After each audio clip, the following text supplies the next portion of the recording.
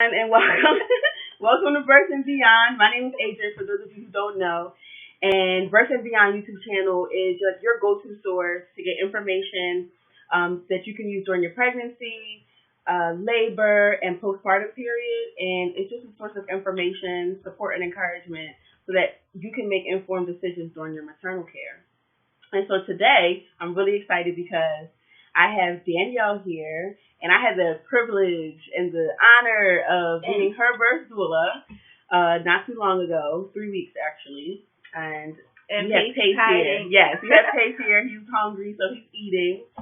But I was excited when Danielle let me know that she was doing her research, and she decided to try out placenta encapsulation this time around. And I'm going to let her tell us, a little bit about her age and how many children she has. And I'm really interested in learning about, what prompted her to want to do this and what her journey was like during pregnancy when she decided this is something she wanted to do, and then now in her postpartum period.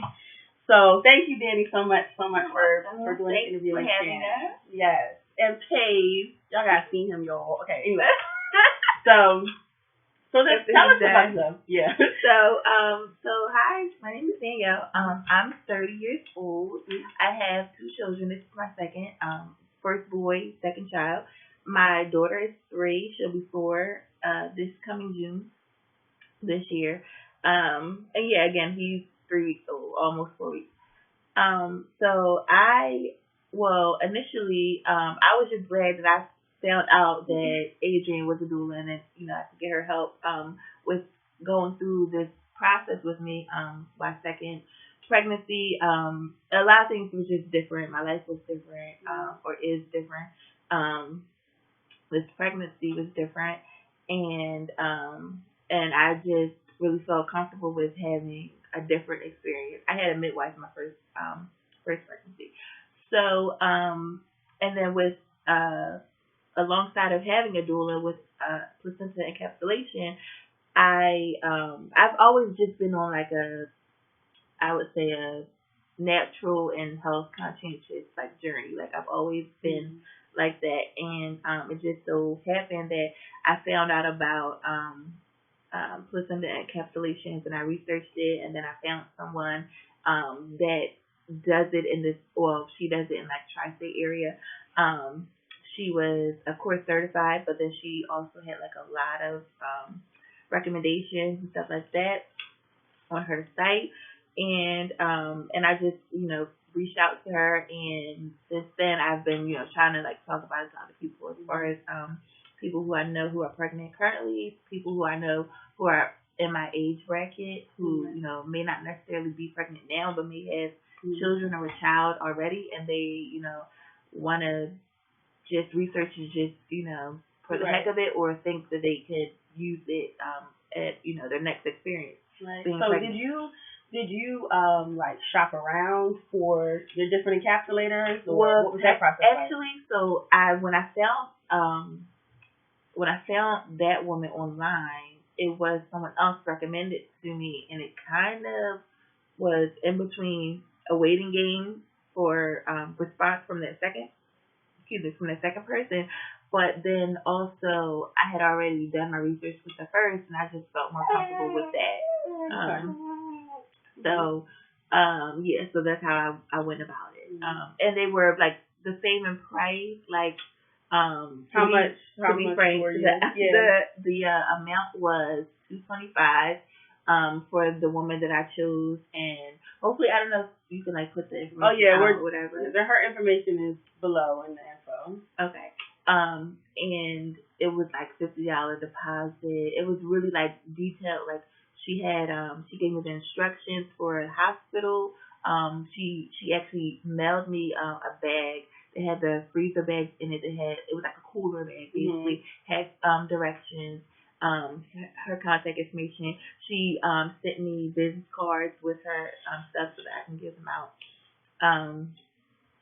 it was like a signed agreement online. I don't know. It was just like, it was like a very detailed, like a detailed process. Like there are a lot of different placenta encapsulators out there, and they're like really serious about doing this work. It's so their business, and it's like they want to, make you feel comfortable because they're like dealing with you in like the most vulnerable state, right? So So it sounds like so you were saying like you just wanted to explore different options during this birthing experience. Yeah. So and you mentioned in your first pregnancy with your daughter, you did have a midwife. So this time around you had a midwife, right? Right. Technically I did. It was a group of midwives at Penn Hospital. At a hospital. It was a different hospital as well. I birthed at DCMH. If you're like in the Delaware County area, right outside Philadelphia, Delaware County Memorial Hospital, and they had a program, Midwives of Delaware County, but they don't but that doesn't exist anymore. They're not open, unfortunately.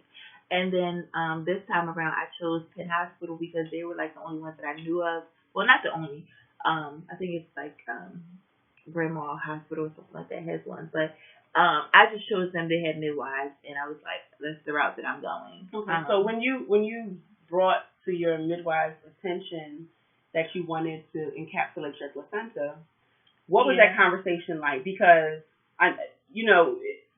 after labor and after you deliver, the delivery of the placenta is what they consider to be like the fourth trimester of your pregnancy, and normally, that gets whisked away.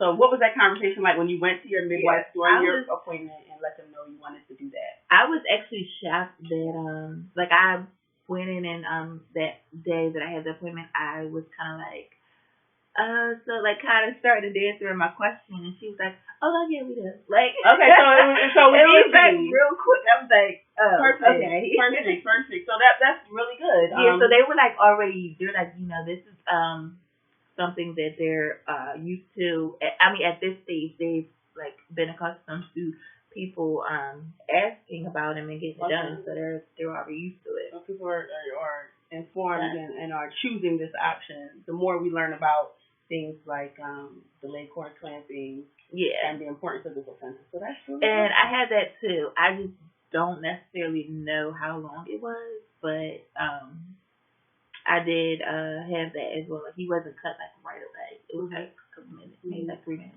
Right.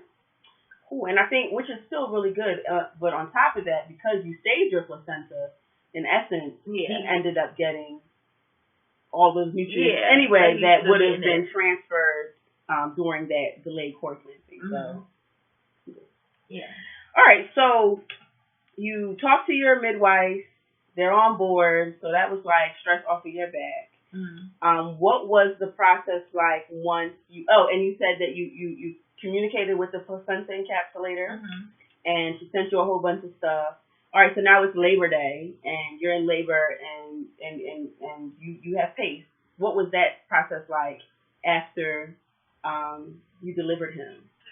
So did you have to remind the doctors that you wanted to do this? Like, what was that transition like? I don't remember. No, going into labor that day, like I, had my stuff, packed my bag or whatever, brung the bag exactly like packed of how she sent it to me. It had just freezer like bags in it, whatever. She actually did also mention to me that they may have their own bags, so you don't necessarily have to use the ones she packed. But that was fine. When I arrived there, I had it, and I just mentioned it to like one of the nurses that that was taking my information and that was checking me in when I was in labor.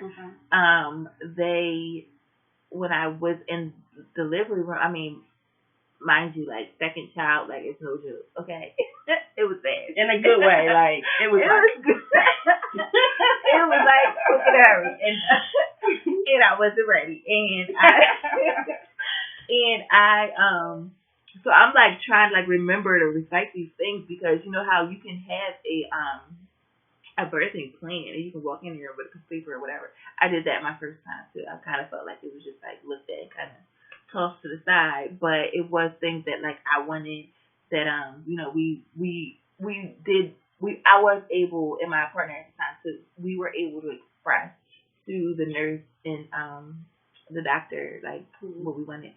So again, with this time around, I mentioned, that I had this bag, whatever, and this is what we're gonna do, and it was kind of like how I mentioned, all right, yeah, with my appointment with the midwife. When I asked my question initially, they were like, everybody was like accustomed to it. It wasn't really like anything new. All right, so that's good. So it sounds like in your case, from prenatal to post labor, you had your healthcare team was on board. You guys were all on the same team. Yeah. So that's definitely helpful. So now that you're in your postpartum period, can you tell us about the pills, how you use them? Yeah. How often you use them? If we have an example where actually. Oh yeah, I don't have that. Well, they're supposed to be kept in the freezer, so that's where they are. But and I don't even. So they're in the freezer. Okay, that's fine because we want to make sure they stay preserved. Yeah. So they're in the freezer. So how often? What were the instructions? So your placenta encapsulator. Did she give you like an instruction sheet? Did she give you? So did you meet with her one-on-one ever? So no, I wasn't able to meet with her one-on-one. Actually, the day that she received my placenta at the hospital. So this is another thing too, but it's also included in the directions. There is a certain time frame of which you have to have it done. That is why they give you what she gave you, or gives you the freezer bag and the little cooler bag. It has to be kept on ice for don't quote me, like the first 24 hours or 24 to 36 hours. So your placenta, as soon as it's delivered in the hospital, she instructed you that it needed to stay cold, basically, because the placenta is an organ, right? So it's a living and live organ, so it needs to be preserved. So it doesn't die. So it doesn't go bad. It doesn't go bad. Right. So, okay, so it needs to stay in the cooler, which she provided. Okay. And so after that happened, what was I going to say? So the same directions that were given to me as far as like kind of what to expect delivery day and what to do with the bag. Also, she included for the placenta encapsulation. No, actually, excuse me. This is when she mailed me my encapsulation pills. There was so this particular person. So she mailed them to you. Yeah, it was 3 different options of which I could have received them. She could have delivered them to my house. She could have mailed them, or I could have went to her, and all different price points. But all range within like $25 to $50, like each way, going up or down. I picked the middle option, which was to get them mailed to me. So with that box, when they arrived, came the instructions on, kind of how to care for them, how to maybe like suggestion of how many to take per day. There's also she talked about, so most women would take like 1 to 3 a day. And depending on like your mood or how you would feel, or just pretty much playing around with them, there was no really guaranteed way that I would have known how many I should take each day from day one. So I played around with it. So day one, I think I had like maybe 1 or 2. I went all the way up to 3, maybe like the first week in, and I just periodically, I gotta take them now when I'm taking my prenatal. I still take my prenatal. So I'm pretty much taking them now. I do the placenta encapsulation twice a day. I take that in the morning, and then with my prenatal, I take that again. Okay. And can we just backtrack really quick? When you initially decided to do placenta encapsulation, what would you say was your top 2 reasons as to why you felt like this is going to be a good thing to do, other than you wanting to try something different? Yeah. What was it? So it talks about how it talks about like the benefits of that it promotes for healthy postpartum, like it kind of Mom's balance you mental out. health. Okay. Yeah, as far as Hormonal balance. postpartum depression, like lowering that rate. It also talks about like energy levels, hormonal levels. The easiest way I kind of think about how to explain to somebody is the fact that you had, your placenta in you for 9 months, and your baby, that's all the energy and all the nutrients that he or she is getting, and then all of a sudden you just don't have it in you at all, like abruptly. Like, so it sounds like you wanted this for you, healthy mom, and healthy baby. Yeah, and at least you want to, like, how, between this postpartum period with Paige and your past postpartum period 2 years ago with Kai, do you notice any significant differences in your mood? Did you experience postpartum depression or baby blues with Kai? And do you feel like the placenta capsules, and are you experiencing that now? And if not, do you feel like it's because of the placenta capsules? Is it playing a role? One thing I like how it makes me feel a little bit more calmer that like it's explained or described as baby blues, because I kind of think I have it with Kai. So with Kai, you think you definitely have baby blues? I think I really did have it. Not like getting it, diagnosed or anything like that, but just how I felt. I mean, it was just like my whole life was like, Well, I do want to point out, it's just like, so I know that that's not like completely, has anything to do with the placenta encapsulation, but it kind of does have to do something with me. So no, I was gonna say I just want to because of baby blues and postpartum depression are so similar. They're not the same. No, baby blues usually happens within like the first week after delivering baby, and then it's like normal emotional adjustments with having a baby and getting back to like your life. Postpartum depression usually lasts if baby blues last past like the 2-3 week mark, going into 4 weeks and on up to a year, 6 months, that's when we start to become concerned. So definitely it was baby blues. Baby blues, okay. And so placenta pills, you mentioned a minute ago that you were playing around with the dosage depending on how you felt, your mood, and all that kind of stuff. So would you say overall your decision to get try the placenta capsule was worth it, beneficial? And I mean, you're still only 3 weeks in. Definitely worth it. Solely like just based upon like the nutrients and what it entails, like what it offers you, what it is completely is like hands down. Like why wouldn't you? Right. And not to say, not bashing anybody who didn't or doesn't want to, whatever. Speaking to myself, why wouldn't I? Like that's just how I feel. Yeah. Ooh. And so I'm glad that you searched it out and you felt like it was something that was beneficial for you and Paige, and I'm glad that you went with it and that you're experiencing it. And thank you for sharing with us. Thank you. Totally appreciate it. Thanks for having us. Even of if course. Is he still eating? Am I under here? Yeah. Yeah.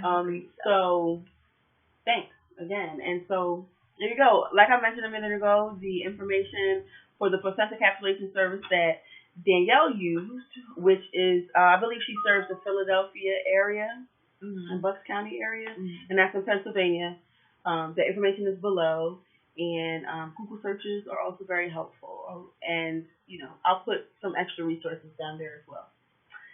And that's it for this week's episode of Birth and Beyond, Placenta Encapsulation. Research it. Learn as much as you can about it, and so that you can make an informed decision about what choices you feel are best for you and your family. Bye.